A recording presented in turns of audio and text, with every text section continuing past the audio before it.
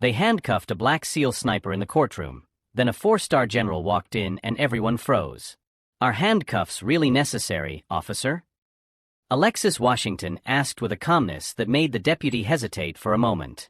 Her small, delicate hands disappeared inside the cold metal, but her eyes maintained a serenity that was disconcerting for someone facing charges of illegal possession of weapons and resisting arrest.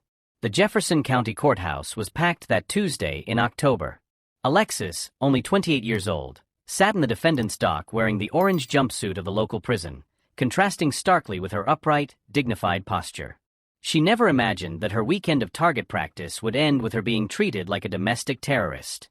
The defendant was found in possession of military-grade precision equipment without proper documentation, announced prosecutor Daniel Hayes, a middle-aged white man who took pains to pronounce each word with exaggerated authority. A customized sniper rifle, special ammunition, camouflage gear. When questioned about its origin, Ms. Washington refused to cooperate and behaved suspiciously. In the audience, whispers of disapproval echoed among those present. "Another one trying to cause trouble," muttered a woman in the second row, loud enough for Alexis to hear. The public defender, Dr. Martinez, nervously leafed through his papers. He had known Alexis for only 2 hours, and she had refused to explain any details about her past or the origin of the equipment found. "Your Honor, my client is exercising her constitutional right to remain silent." "Right to remain silent?" Hayes replied sarcastically. "Or is she simply refusing to explain why an unemployed young woman possesses military equipment valued at over $50,000? Alexis remained motionless, but those who watched her closely would notice a peculiar gleam in her dark eyes. It wasn't fear, anger, or despair. It was the calculating patience of someone who had faced much more dangerous situations and knew exactly how to react at the right moment. Judge Richardson, a Vietnam War veteran, reviewed the documents with growing confusion. "Miss Washington, do you understand the seriousness of these charges? Illegal possession of military weapons can result in up to 15 years in federal prison." "I understand perfectly, Your Honor," Alexis replied, her clear, articulate voice surprising some of those present who had expected to hear slang or an accent typical of the inner city. In the front row, journalist Sarah Chun scribbled furiously. A young black woman with military weapons was exactly the kind of controversial story that would sell newspapers and generate clicks. She could already imagine the sensational headlines. Hayes continued his attack. "Your Honor, Ms. Washington was found shooting on an abandoned property, using equipment that not even our local police have. When approached, she demonstrated suspicious technical knowledge of weapons and military tactics. We request preventive detention until this situation is fully clarified." Alexis closed her eyes briefly, breathing in a controlled manner using a technique that few civilians would know. 4 seconds in, 4 seconds hold, 4 seconds out. It was a pattern taught in very specific training for situations where staying calm meant the difference between life and death. When she reopened her eyes, there was something different in her gaze. A silent determination that made even the prosecutor hesitate for a moment.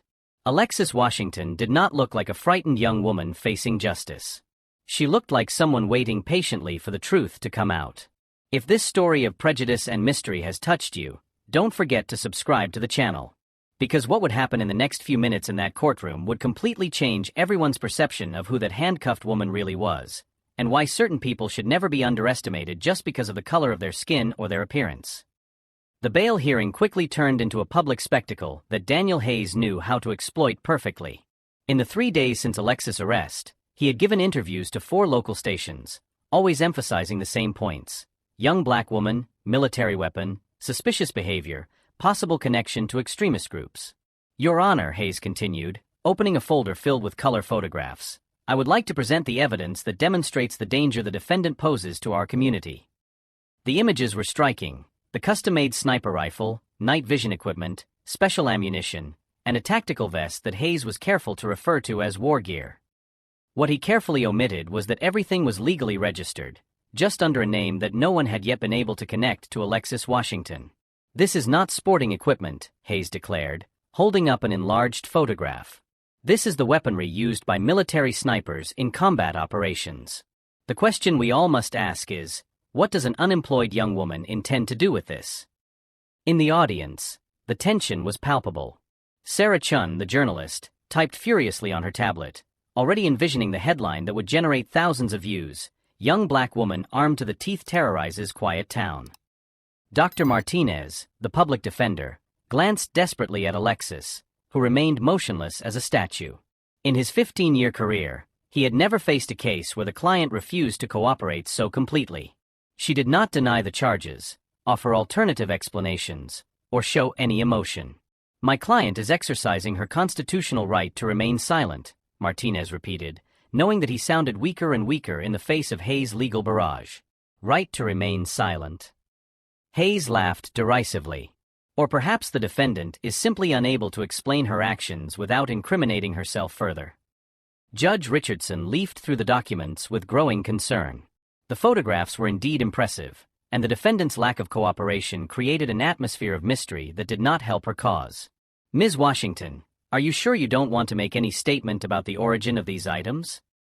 Alexis looked up at the judge, and for a moment, Richardson felt something strange. It wasn't defiance or disrespect. It was the absolute serenity of someone who had faced far more intimidating courts than this one, situations where the consequences were measured in lives, not years in prison. "Not at this time, Your Honor," Alexis replied with a politeness that contrasted sharply with the narrative Hayes was trying to construct. Hayes saw the opportunity and pressed forward. "Your Honor, the defendant clearly has advanced military training, as demonstrated by her handling of the equipment when she was approached. We have asked her about possible military service, but she refuses to provide any documentation or enlistment records." In the second row, a war veteran named Robert Mills frowned. Something about Alexis's posture, the way she kept her shoulders square even in handcuffs, the way her eyes periodically scanned the room, it was all familiar to him. Very familiar. "Furthermore," Hayes continued, his voice taking on a dramatic tone he knew worked with juries, "we have discovered that the defendant has no formal employment history in the last 5 years. No reported income, no fixed address, but access to military equipment valued at over $80,000. Where did that money come from?" The insinuation was clear and poisonous. Hayes was planting seeds of suspicion about drug trafficking, criminal activity, financing of extremist groups, any narrative that fit the profile he wanted to build. Alexis closed her eyes briefly, and anyone watching her closely would have noticed a specific breathing pattern. 4 seconds inhaling through her nose, for seconds holding, for seconds exhaling through her mouth. It was a technique taught at Fort Bragg to maintain control in situations of extreme stress, when the difference between calm and panic could determine the success of a mission. "Does the defense have anything to add?" asked the judge, clearly inclined to accept the prosecutor's argument. Dr. Martinez rose hesitantly. "Your Honor, my client has no criminal record, has never even been given a traffic ticket. There is not a single act of violence in his history." "To our knowledge," Hayes retorted immediately. "But a person who operates in the shadows, who refuses to explain her source of income or the purpose of possessing military-grade weaponry, clearly has secrets she cannot reveal in a court of law." In the audience, murmurs of approval echoed among some of those present. Hayes' narrative was convincing, especially to those who had never questioned their own prejudices. A young black woman with military equipment and mysterious behavior easily fit into the most primitive fears of a predominantly white community.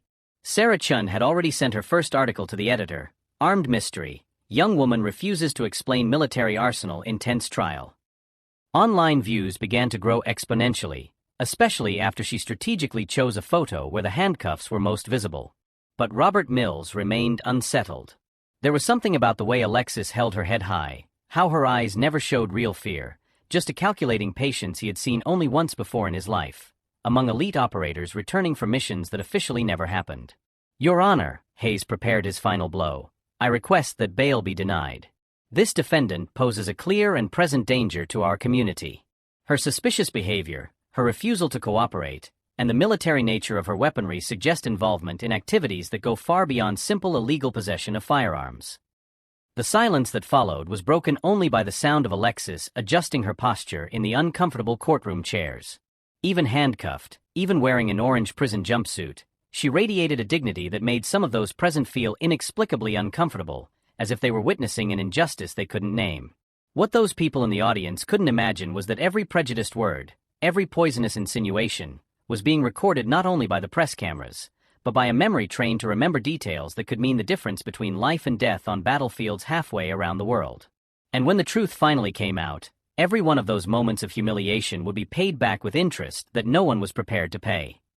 Judge Richardson banged his gavel with unnecessary force. Bail denied. The defendant will remain in custody until trial. The sound echoed through the courtroom like a gunshot, temporarily sealing Alexis Washington's fate. Hayes couldn't hide a smug smile. Over the next 2 days, he would give more interviews, turning the case into his personal political platform. Justice was served today, he declared to the cameras outside the courthouse. We will not allow dangerous elements to threaten our peaceful community. Sarah Chun typed furiously, already envisioning the headlines that would generate tens of thousands of clicks. Court denies bail for armed suspect, and mystery continues. Who is Alexis Washington really? But Robert Mills remained in his seat even after the session ended, watching Alexis being escorted out. A veteran of 2 tours in Afghanistan, he had spent enough time alongside elite operators to recognize certain signs. The way she maintained situational awareness even in handcuffs, the way her eyes periodically scanned the room, the way she breathed in a controlled manner, it all screamed specialized military training. "Excuse me," Mills approached Dr. Martinez in the hallway. "I'm Robert Mills, a war veteran. I need to talk to you about your client." Martinez, exhausted after 2 days of frustration, looked suspicious. "I can't discuss details of the case." "I'm not asking for details," Mills lowered his voice. "I'm offering information. Your client has advanced military training. Very advanced. And if I'm right about what I suspect, you're dealing with someone who operates at a level this court has never seen." Martinez hesitated. In 15 years on the job, he had learned to recognize when someone knew more than they let on. "What are you suggesting?" "That maybe we should find out why a trained operative chose to remain silent when a single phone call could resolve all of this." Meanwhile, at the county jail, Alexis maintained her routine with military precision. She woke up at 5 in the morning, exercised in her cell using only her body weight, meditated for exactly 15 minutes, and spent the rest of the time observing the behavior patterns of the guards and other inmates. Detective Warren, one of the officers responsible for her initial arrest, noticed something disturbing during his rounds. "Man, it's weird," he commented to his partner. "Most inmates get agitated, complain, cause trouble. She's different. It's like she's waiting for something." On the second night, Alexis received an unexpected visitor. Dr. Martinez entered the visiting room accompanied by Robert Mills, who had insisted on joining the conversation. "Miss Washington," Martinez began hesitantly, "this is Robert Mills. He is a war veteran and believes he can help with your case." Alexis studied Mills for a long moment. Her eyes met his, and instantly something changed in the atmosphere of the room. It was as if 2 professionals recognized each other through an invisible code. "How long have you served?" Mills asked, his voice carrying a tone Martinez couldn't quite place. "Is that relevant?" Alexis replied, but her posture had shifted subtly. 11th Airborne, 2 tours in Afghanistan, Mills continued. "I've seen operators working alongside us. I recognize the signs." A heavy silence filled the room. Martinez felt like he was witnessing a coded conversation that was completely beyond his comprehension. "Mr. Mills," Alexis finally spoke, "there are certain situations where revealing information can do more harm than good. And there are certain situations where keeping quiet can jeopardize larger operations," Mills countered. Martinez interrupted, frustrated. "Can someone explain what you're talking about?" Alexis looked directly at Mills. "If you really served where you say you did, you know that some missions require maintaining cover even under pressure." Mills nodded slowly. "But I also know that there are protocols for compromised situations. Appropriate channels that can be activated." "And what if those channels are being tested?" Alexis asked, and for the first time, Mills detected something in her voice that made him completely reconsider the situation. The next morning, Hayes called a press conference. "After further investigation, we have discovered that the defendant has suspicious connections that extend beyond what we initially imagined," he announced dramatically. "We are cooperating with federal agencies to determine whether there is a larger network operating in our region." The insinuations were clear and poisonous. Hayes was planting seeds about domestic terrorism, extremist cells, threats to national security, any narrative that could turn the case into his political springboard. Sarah Chin posted immediately, "Exclusive, Investigation reveals possible terrorist connections of armed suspect. The article spread across social media like wildfire, generating thousands of prejudiced comments and conspiracy theories. But Mills couldn't get his conversation with Alexis out of his head. That night, he did something he hadn't done in years. He called an old military contact. "Jake, it's me, Robert Mills. I need to check something. No, I can't explain over the phone. Do you still have access to the appropriate channels?" While Mills worked discreetly in the background, Alexis remained in her cell, maintaining a calm that intrigued even the most experienced guards. During recreation time, she watched every detail of the prison, memorizing layouts, routines, security protocols. "Planning an escape?" asked Lisa, a veteran inmate who occupied the cell next door, sarcastically. "No," Alexis replied with a small smile that didn't reach her eyes. "I'm waiting." "Waiting for what?" "The right moment." Dr. Martinez visited her again on the third night, this time alone and visibly agitated. "Alexis, Robert Mills has told me things that have changed my perspective on this entire case. He believes you're not who Hayes is painting you to be." Alexis kept her expression neutral. "And what does Mr. Mills think I am?" "He thinks you're someone who serves this country in a way most people will never know," Martinez said, choosing his words carefully. "And that perhaps this case is bigger than any of us realize." "Dr. Martinez," Alexis leaned forward slightly, "sometimes the most dangerous people are those who underestimate who they're dealing with. And sometimes the best strategy is to let them continue underestimating until it's too late to correct the mistake." Martinez felt a chill run down his spine. "What are you talking about?" "I'm talking about patience," Alexis replied, his eyes shining with an intensity he had never seen before. "About knowing how to wait for the exact moment when all the elements align perfectly." That same night, Miles received a call that would keep him awake until dawn. "Robert, you need to stop asking questions about that woman." The voice on the other end was serious and concerned. "There are things in motion that go far beyond what you can imagine." "Jake, just confirm one thing for me. Is she who I think she is?" A long silence. "Robert, if you value your safety and hers, stop investigating. Trust me when I tell you that there are forces at work that make this case much more complex than it appears." As Hayes slept peacefully in his elegant home, planning his next media appearance, he couldn't have imagined that every prejudiced word, every poisonous insinuation, every moment of public humiliation he had inflicted was being carefully catalogued by a mind trained to operate in scenarios where failure means much more than personal defeat. What Hayes didn't know was that there is a fundamental difference between prey and a predator pretending to be prey. And when someone trained to eliminate threats to national security decides that you have become a threat to something much greater than your petty political ambitions, the only question left is whether you will have enough time to realize your mistake before it's too late to ask for forgiveness. On the morning of the fourth day, Hayes called his most ambitious press conference yet. "I can confirm that our investigation has revealed troubling connections," he announced to an auditorium packed with journalists. "The defendant may be linked to terrorist financing networks operating through untraceable military equipment." Sarah Chun typed furiously, already envisioning the headlines that would break viewing records. Hayes smiled confidently, savoring every word he knew would propel him into state politics. "This is a matter of national security," Hayes continued dramatically. "We cannot allow radical elements."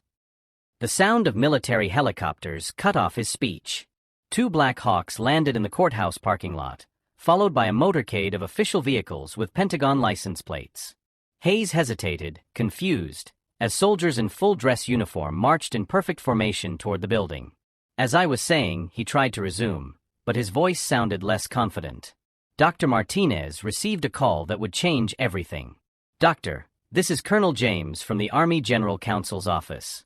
I need you to keep your client exactly where she is. Do not sign any documents. Do not accept any transfers. A general is on his way." In the courtroom, Hayes was finishing his performance when the main doors burst open. General Patricia Morrison, 4 stars shining on her chest, entered followed by a team of senior officers. The silence was instant and absolute. "Where is Commander Washington?" Her voice echoed through the crowded room. Hayes paled. "Co-commander? I don't understand. We have a suspicion of terrorism." "Officer Hayes," General Morrison interrupted him with icy authority, "you have just made the most serious mistake of your career. You're talking about one of the most decorated operators in American military history. An officer handed classified documents to Judge Richardson, whose eyes widened as he read. "My God," he muttered. "Commander Alexandra Washington," the general continued, "Purple Heart, Bronze Star, Silver Star. 117 successful missions in hostile territory. Counterterrorism expert who has saved more American lives than you will ever know." Hayes tried to protest, but she refused to identify herself. "Because she was on a classified mission, you idiot." The general did not hide her contempt. Operation Deep Cover to identify intelligence leaks in local agencies. "And congratulations, Officer Hayes, you passed the test. With flying colors." Sarah Chun dropped her tablet. Her terrorist exclusive had just turned into the biggest journalistic embarrassment of her career. Every prejudiced word, every poisonous insinuation, every attempt to turn a national hero into a villain has been recorded and documented, the general continued. Commander Washington was testing how local authorities would react to a black person with military equipment.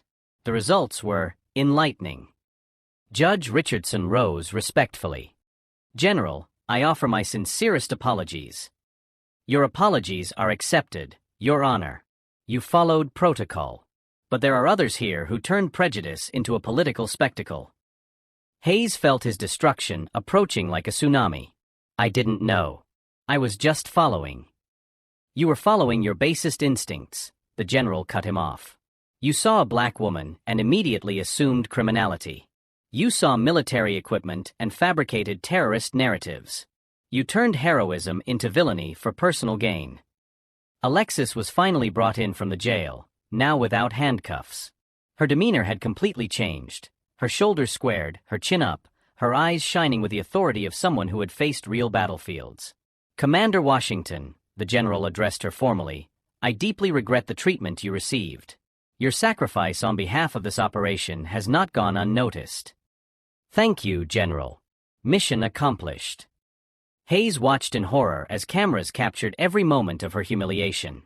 The same cameras he had called in for his political glory now recorded her complete destruction. Robert Mills approached the commander with tears in his eyes. "I knew there was something special about you. Thank you for your service." "Thank you for yours, veteran." The general turned to the press. "Let me be clear. Commander Washington is an American hero. Anyone who used her arrest for political gain or journalistic sensationalism will face the appropriate consequences."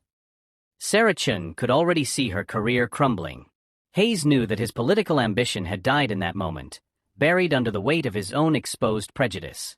What Hayes couldn't imagine was that his thirst for the spotlight had illuminated the very thing he wanted to keep hidden, his own prejudices. And when you try to destroy someone who has dedicated their life to protecting the country you claim to love, justice has a very poetic way of exacting the price of hypocrisy. 6 months later, Hayes was cleaning tables at the fast food restaurant where he got a job after his ignominious dismissal. No law firm in the area would hire him after videos of his public humiliation went viral on social media. "Table 3 needs to be cleared," shouted the manager, a 22-year-old who treated the former prosecutor like any other inexperienced employee. Sarah Chun was now freelancing, writing articles about gardening for local blogs. No reputable outlet would hire her after she had fabricated one of the biggest fake news stories of the decade. Her dreams of investigative journalism had died along with her credibility. Meanwhile, Commander Washington had been promoted to colonel and assigned to lead a new military training program that identified and eliminated systemic bias in the armed forces. Her first lecture would be broadcast nationally. "Prejudice isn't just morally wrong," she said before an audience of 500 senior officers. "It's tactically stupid. When you underestimate someone based on the color of their skin, their gender, or their social background, you make yourself vulnerable in ways you can't even imagine." Robert Mills watched from the front row, proud that he had been the first to recognize what everyone else had missed. Dr. Martinez, now a military lawyer, took furious notes. Every word the colonel said would become part of his new defense protocols. "You saw Hayes trying to turn heroism into terrorism simply because he couldn't accept that a black woman could be more qualified than he was," Colonel Washington continued. "That wasn't just a moral failing. It was a strategic failure that compromised a national security operation." In the audience, generals nodded gravely. The story of the Washington case was already being studied in military academies as an example of how prejudice can compromise critical missions. Hayes, watching the broadcast in the small apartment he now shared with two co-workers, turned off the television in anger. His ex-wife had divorced him 3 months after the scandal, taking their children and half his assets.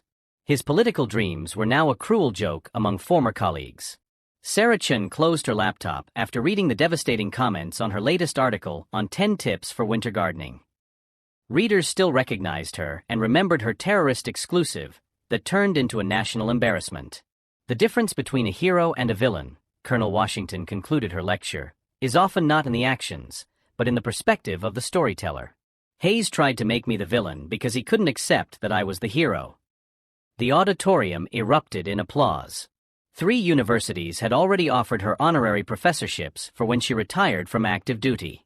2 publishers were vying for the rights to her autobiography. That night at the restaurant, Hayes burned his hand on the fryer because he wasn't paying attention. "Careful, man," warned a teenage colleague. "Concentration is everything in this job." Hayes looked at her hands, once accustomed to flipping through million-dollar contracts and shaking hands with influential politicians. Now they smelled of frying oil and cheap detergent. Colonel Washington slept peacefully at her base, dreaming of new missions that would save American lives. Her medals gleamed silently on her nightstand, tangible reminders of a life dedicated to protecting people who would never know her name. "Do you know the difference between revenge and justice?" she had asked a young officer at the end of the lecture. "Revenge is personal. Justice is turning your pain into protection for others."